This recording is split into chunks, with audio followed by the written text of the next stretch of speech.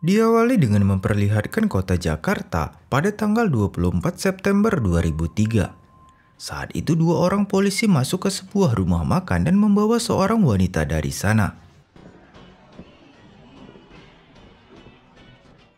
By the way, wanita ini bernama Ratna. Dia adalah profesor mikologi di Universitas Indonesia. Dia dibawa bukan karena melakukan kesalahan, namun ada hal penting yang ingin dibahas dengannya. Singkat waktu, tibalah mereka di Kementerian Kesehatan. Ratna dibawa ke laboratorium dan diminta bantuannya untuk meneliti spesimen yang telah mereka siapkan. Ratna pun melihatnya dan sekejap saja ia langsung tahu bahwa spesimen itu bernama Ophiocordyceps. Ratna bertanya mengapa menggunakan korazol untuk mempersiapkan slide. Petugas itu pun menjawab sebagai persiapan pengambilan sampel dari tubuh manusia. Tapi menurut Ratna, Cordyceps tidak bisa bertahan pada tubuh manusia. Namun argumen Ratna terbantahkan ketika melihat tubuh seorang wanita, tepatnya pada kaki kiri bagian bawahnya yang sudah terinfeksi Cordyceps.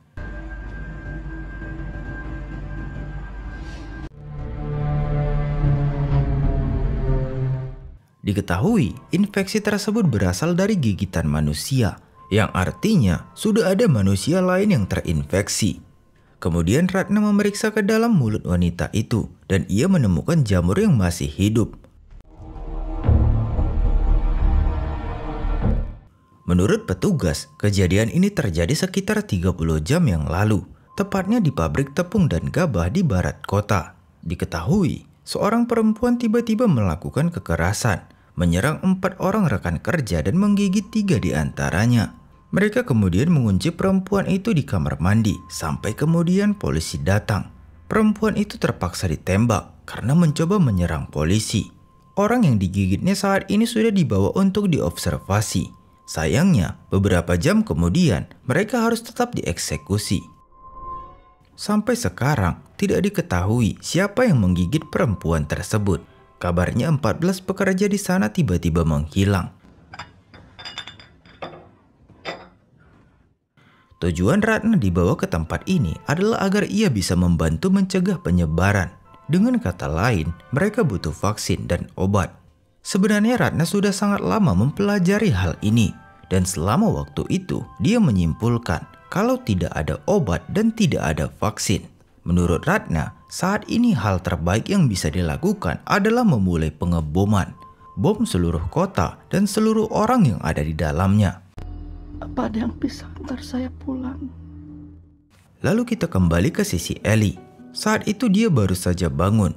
Lalu dia melihat Joel dan Tess duduk sambil memandanginya. Joel pun memintanya menunjukkan lengannya. Terlihat infeksi itu tidak menyebar ke seluruh tubuhnya. Bahkan ini sudah 3 minggu lebih sejak ia terinfeksi. Marlin menemukan Ellie sejak ia terinfeksi. Namun Marlin tidak menembaknya. Dia dikurung dan setiap hari ada orang yang datang untuk menguji kesehatannya, di mana ia diminta menghitung sampai 10, mengulurkan lengannya dan menjaganya tetap stabil. Dan yang membuat mereka terkesan adalah kalau Ellie tidak berubah menjadi zombie bahkan setelah terinfeksi. Namun menurut Joel, Ellie pasti akan berubah cepat atau lambat. Jadi dia berencana membawanya kembali. Tapi itu ditentang oleh Tess. Setelah tahu hal tersebut, mereka mengawasi Ellie dengan sangat ketat. Hingga Jess bertanya mengapa Ellie sangat penting bagi Marlin. Sebelumnya Marlin melarang Ellie memberitahu hal ini pada siapapun. Dan sekarang ia terpaksa memberitahunya pada orang asing pertama yang ia temui. Ellie berkata, ada markas Firefly di barat dengan beberapa dokter. Dan mereka sedang mencari obat wabah ini. Ellie adalah kunci menemukan vaksinnya. Namun perkataan tersebut sudah berulang kali didengar oleh Joel. Sehingga dia menganggap semua itu hanyalah omong kosong. Sudah 20 tahun lebih. Namun vaksin maupun obat belum ditemukan. Tapi Tess berpendapat tidak masalah jika Joel tidak percaya kalau Ellie adalah kunci penemuan vaksin. Yang terpenting sekarang adalah menyelesaikan tugas mereka dan mendapat bayaran. watch his twitches. Don't. Terlihat seluruh bangunan kota sudah hancur tak terawat. Mungkin prioritas manusia saat itu hanyalah bertahan hidup dari pandemi yang hampir memusnahkan mereka. Cara manusia melawan para zombie adalah seperti perkataan Ratna, yaitu membom semua yang terinfeksi. Old State House berjarak 10 menit jalan kaki dari tempat mereka saat ini. Di tengah perjalanan, Tess bertanya bagaimana Ellie sampai tergigit. Ellie pun bercerita kalau dia digigit saat berada di dalam mall di KZ. Saat ini Ellie berusia 14 tahun dan dia adalah seorang yatim piatu. Kota terbuka merupakan tempat paling berbahaya saat itu karena banyak kerumunan orang terinfeksi di mana-mana. Itu sebabnya mereka yang selamat memilih tinggal di pemukiman padat yang jauh dari pusat kota. Tiba-tiba mereka mendengar suara aneh. Sebelum ke tempat tujuan, mereka mampir di sebuah hotel tua yang mungkin sekarang tidak bisa disebut hotel. Mereka pun harus melalui genangan air itu untuk tiba di tangga di sisi lain. Di sana Ellie melihat meja resepsionis dan sebuah bel di atasnya. Lalu tiba-tiba, setelah sampai di sisi lain, mereka harus menaiki tangga sampai ke lantai 10. Karena jalan yang mereka lalui tertutup reruntuhan, Jess harus memanjat untuk memeriksa ke dalamnya.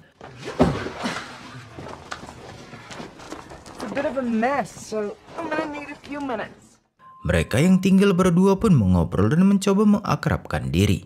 By the way, Joel berasal dari Texas, sementara Tess dari Detroit. Kemudian mereka bertemu di Boston. Umumnya orang yang terinfeksi hanya bertahan selama 1 hari. Tapi beberapa ada yang bertahan sampai 1 atau 2 bulan. Dan ada yang bertahan bahkan sampai 20 tahun. Lalu Tess pun kembali. Inilah alasan mengapa kota terbuka sangat berbahaya. Zombie-zombie itu terhubung satu sama lain. Jamur juga tumbuh di bawah tanah. Bentuknya seperti serat panjang yang mirip dengan kawat. Beberapa di antaranya membentang lebih dari 1 kilometer. Jika menginjak sepetak cordyceps di satu tempat, maka bisa membangunkan selusin yang terinfeksi dari tempat lain. Itulah alasan para zombie bisa dengan mudah menemukan keberadaan manusia. Melihat hal tersebut, mereka memutuskan mengambil jalan lain untuk pergi ke Old State House. Hingga mereka tiba di sebuah museum tua. Di atas museum tersebut ada jalan menyeberang dari lantai atas. Di sana Joel menemukan jamur kering di atas tanah. Dia berasumsi kalau semua yang ada di dalam museum sudah mati, sehingga mereka memutuskan untuk menyusuri jalan dari dalam museum. Di dalam mereka melihat banyak korban terinfeksi yang sudah kering, tapi ada satu yang sepertinya masih basah. Oh shit. Yang artinya dia adalah korban baru. Entah apakah dia terinfeksi di luar lalu masuk ke dalam, atau apakah dia terinfeksi di dalam. Mereka pun melanjutkan perjalanannya, namun lebih berhati-hati.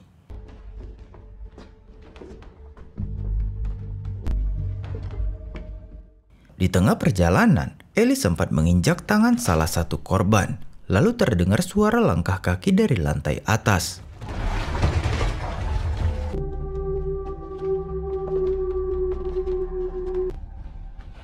Saat mereka masuk ke satu ruangan, tiba-tiba atap gedung itu runtuh.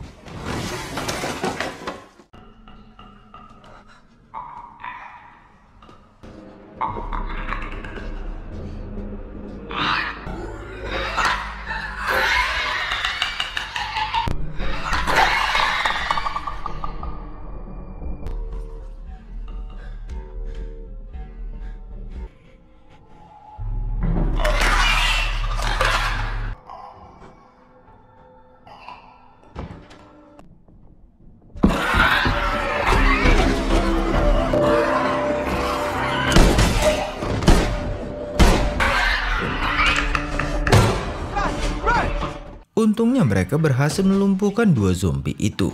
Ya, walaupun kaki Tess terkilir dan Ellie tergigit di tempat yang sama seperti sebelumnya. You fucking kidding me? Setelah selamat dari insiden itu, Joel mengobati kaki Tess. Tapi dalam pikirannya masih mengkhawatirkan Ellie.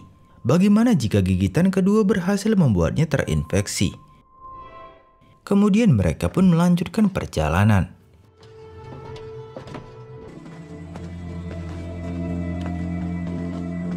Let's get there before it's dark.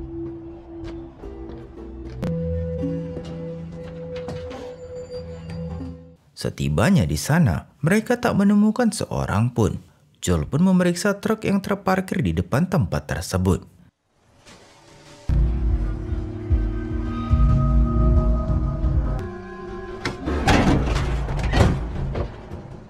Terlihat darah di lantai menuju ke dalam gedung, sehingga Tess membawa Ellie masuk ke dalam. Tapi ternyata semua orang di dalam sudah menjadi mayat. Sepertinya seorang dari mereka tergigit, lalu dia menyerang yang lain dan semuanya mati. Sementara Tess yang putus asa mulai mencari barang yang berguna seperti peta, radio, atau semacamnya. Namun dia tak menemukan apapun. Tiba-tiba saja Tess memutuskan kalau dia akan tetap tinggal di sini. Karena ternyata Tess sudah terinfeksi. Fuck. She's infected. Jamur itu menyebar dengan cepat di tubuhnya. Sementara pada lengan Ellie yang tergigit, jamurnya tidak menyebar. Tess pun meminta Joel membawa Ellie ke tempat Bill dan Frank. Awalnya Joel menolak, tapi Tess terus memaksa dan berkata kalau ini adalah permintaan terakhirnya.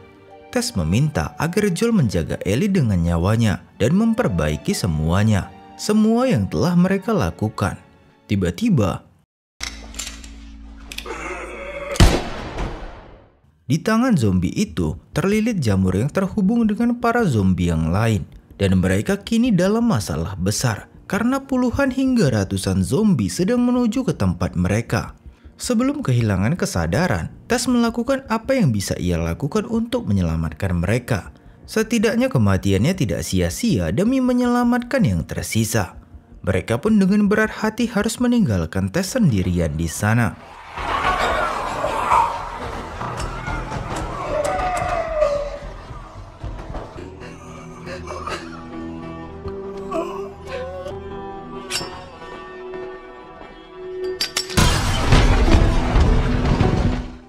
Episode 2 The Last of Us berakhir di sini. Untuk episode selanjutnya silakan cek link di bagian deskripsi. Terima kasih telah menonton video ini. Tetap jaga kesehatan kalian and see you on the next video. Bye bye.